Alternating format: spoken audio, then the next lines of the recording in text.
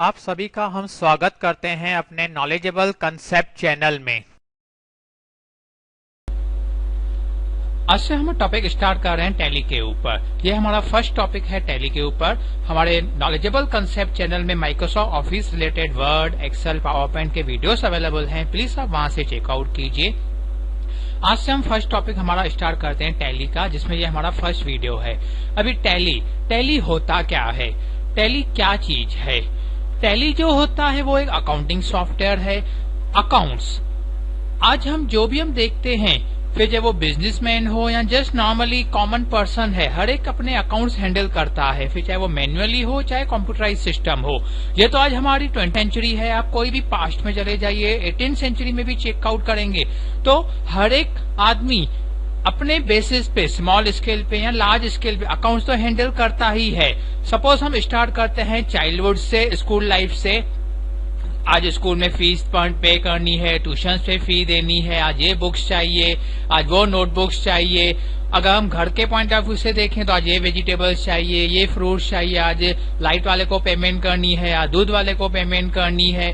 तो या business point of view से बाय डिफॉल्ट वे से हम अकाउंट्स को तो हैंडल करते ही हैं। कहाँ से पैसा आना है, किसको पैसा देना है, कौन से इनकम्स हैं, कौन से एक्सपेंसेस हैं, क्या रियलिटी में आ रहा है, क्या रियलिटी में हाथ से जा रहा है। बस उन्हीं चीजों को हमें अभी कन्वर्ट करना है अकाउंट्स में, जो हम डायरेक्टली और इनडायरेक्टली अपने डे टू डे लाइफ में इस्तेमाल तो करते रहते हैं।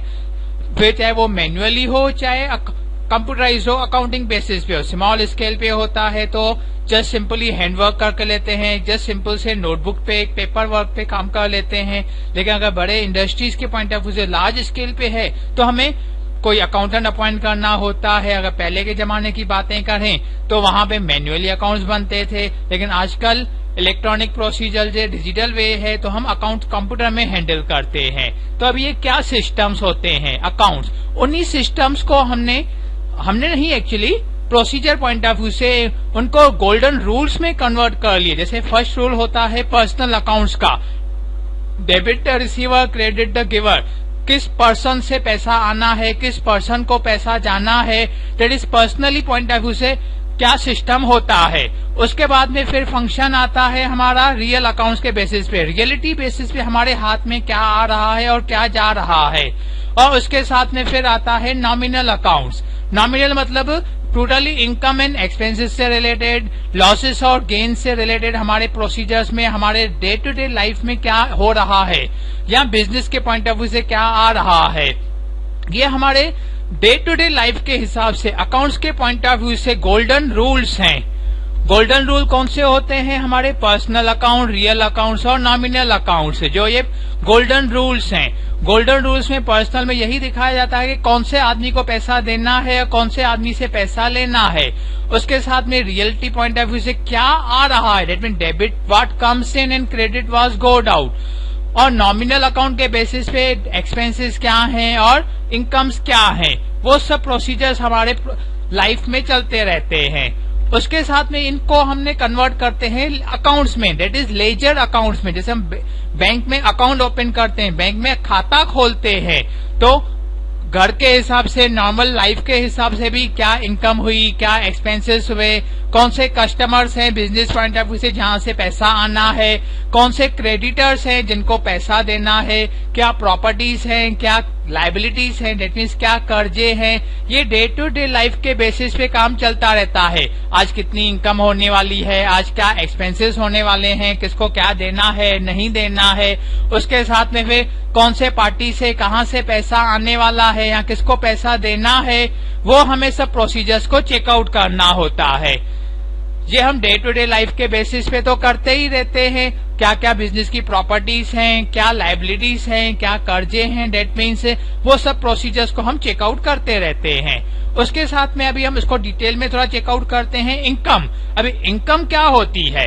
अभी इनकम तो इनकम है, लेकिन बिजनेस पॉइंट ऑफ व्यू से इनकम को भी डिवाइड किया हुआ है। पहला होता है डायरेक्ट इनकम। अभी डायरेक्ट इनकम के बेसिस पे अगर हम बिजनेस पॉइंट ऑफ व्यू से सोचें, वो खर्चे जो वो इनकम हमारी जो रिलेटेड विथ होती है बिजनेस के साथ। सपोज फॉर एग्जाम्पल हम यहाँ पे कवर कर रहे हैं, कोई प्रोडक्ट है जो 100 रुपीज में परचेज किया हुआ है और वो सोल्ड आउट किया जा रहा है 150 में, डेट मीन्स जो बिजनेस इनकम हो गई वो डायरेक्ट इनकम हो गई 50 रुपीज की, राइट। उसके साथ में होता है सेकेंड इनकम जो होता है इनडायरेक्ट इनकम। इनडायरेक्ट इनकम जो हमारे बिजनेस से रिलेटेड नहीं होती है directly, which is not directly related with business, जैसे कि हमारे होते हैं कमीशन मिला, रेंट मिला, डिविडेंड आ रहा है या इंटरेस्ट मिल रहा है।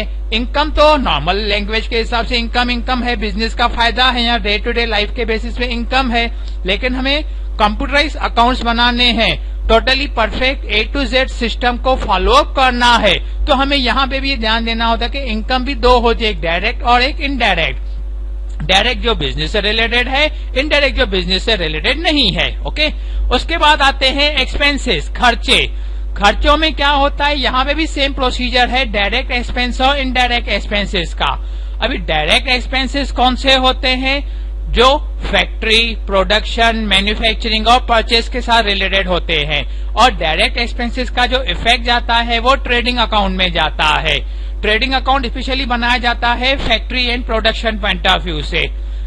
दूसरे आते हैं इनडायरेक्ट एक्सपेंस। इनडायरेक्ट एक्सपेंसेस मतलब जो ऑफिस, सेल या एडवर्टाइज से रिलेटेड होते हैं और उन सबका इफेक्ट जाता है प्रॉफिट एंड लॉस में।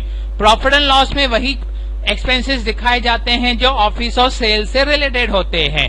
तो इनकम को भी डबल डिवाइड किया हुआ है, दैट इज डायरेक्ट इनकम और इनडायरेक्ट इनकम। एक्सपेंसेस को भी डबल डिवाइड किया हुआ है, डायरेक्ट एक्सपेंस और इनडायरेक्ट एक्सपेंसेस। और डायरेक्ट और इनडायरेक्ट में क्या डिफरेंसेस है, उनका क्या इंपॉर्टेंस है, वो आपको मेन समझना है। अभी जो हमने पहले देखे थे डेटर्स मतलब कस्टमर्स जहां से पैसे आने होते हैं, क्रेडिटर्स सप्लायर जिसको हम पैसे देते हैं। अभी बिजनेस की प्रॉपर्टीज, बिजनेस की लायबिलिटीज और इन सब का जो इफेक्ट जाता है वो बैलेंस शीट में जाता है। तो यहाँ पे हम फर्स्ट टॉपिक को स्टॉप करते हैं सिंपल बेसिस पे। उम्मीद करते हैं आज का ये वीडियो आपके लिए फायदेमंद होगा। वीडियो पसंद आने पे लाइक करिए, फ्रेंड्स के साथ शेयर करें एंड कमेंट करिए। हमारे चैनल को सब्सक्राइब करें और बेल आइकन पे क्लिक करना ना भूलें, जैसे न्यू वीडियोस की पहली नोटिफिकेशन सबसे पहले आपको प्राप्त हो। धन्यवाद।